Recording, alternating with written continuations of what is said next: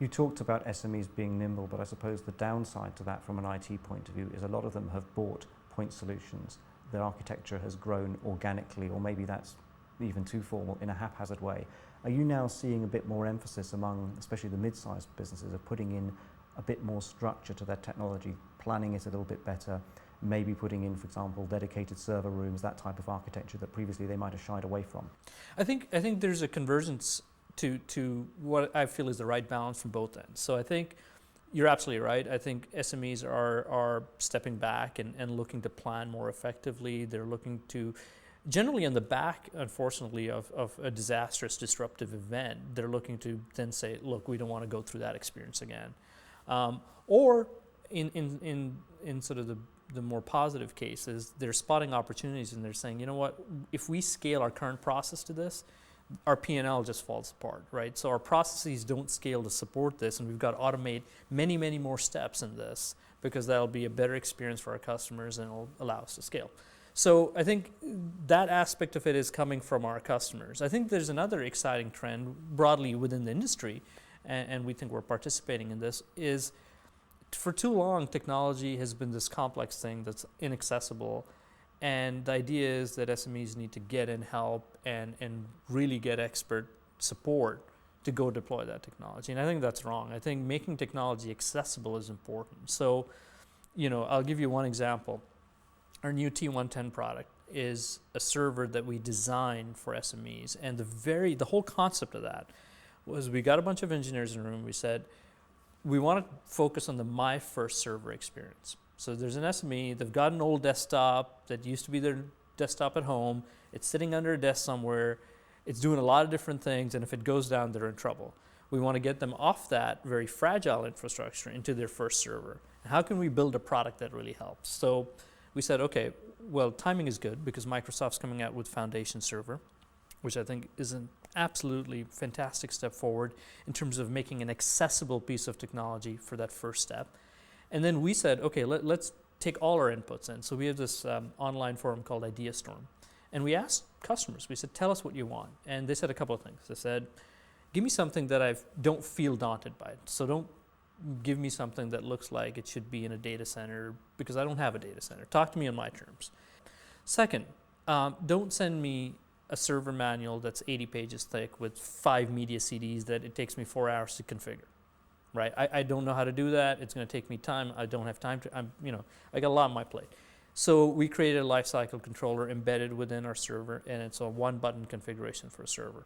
Right, it's the most simple embedded configuration for a server that we've ever had. Then we talked about data transfers. I said, well, look, generally you give me a server assuming I'm porting data from another server. I'm not. That's the whole point of My First Server.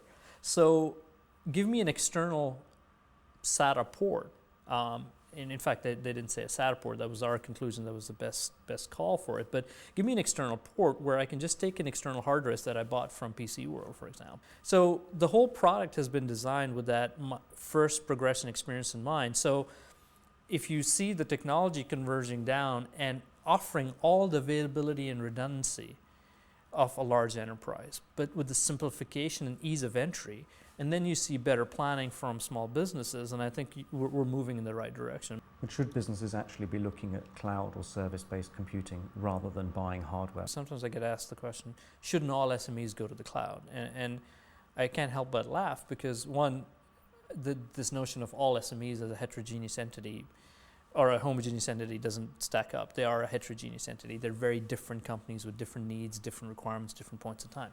So I think from one perspective, I don't know how to answer that question. I think the way you're posing it, which is, are there certain applications, certain workloads that lend themselves to cloud utilization? Absolutely.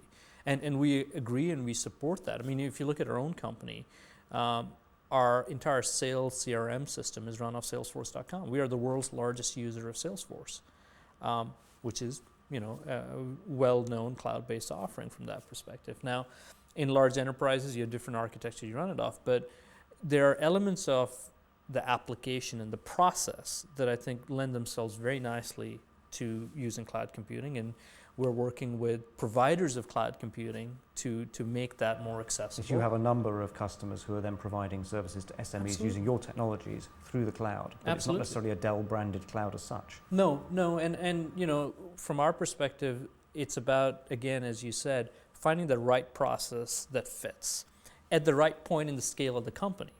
You know, how many, you know, I talk to small companies with, say, 20 people or less, and one of the topics of conversation ultimately becomes, when do I go from using Gmail to Microsoft Exchange? And where does it really matter? And generally it's the CFO or their legal lead sitting down and sort of saying, you know, we're getting to that point, we're getting big transactions, some of these contracts are getting to the point where they're make or break for us, data privacy has become really important. Are we comfortable with sort of a complete cloud-based email offering, right? And you know, there are pros and cons, there are very secure offerings out there that are available, but those are sort of conversations we have. So it's not just about the application, it's about which application you're using at which point in time in your evolution as a company, and what point does having your privacy concerns, your ownership concerns, your flexibility concerns outweigh the convenience of a utility model. And I think that'll change. I don't think it's locked, and I think as companies evolve, different parts of their infrastructure will be more accessible and available to go. And also, the offering set will change. I think you'll find that more and more innovative models will emerge. And you know, again, for us, it's about ensuring that SMEs are getting the most value of their IT infrastructure, and that doesn't mean they always have to own it. Aamir Paul from Dell, thank you for your time. Thank you. And thank you for watching the IT Expert View interview. My name is Stephen Pritchard. For more information on server architecture, building up IT infrastructure for smaller companies, and techniques and tools that you can use to develop this, please visit our website. The address is coming up now.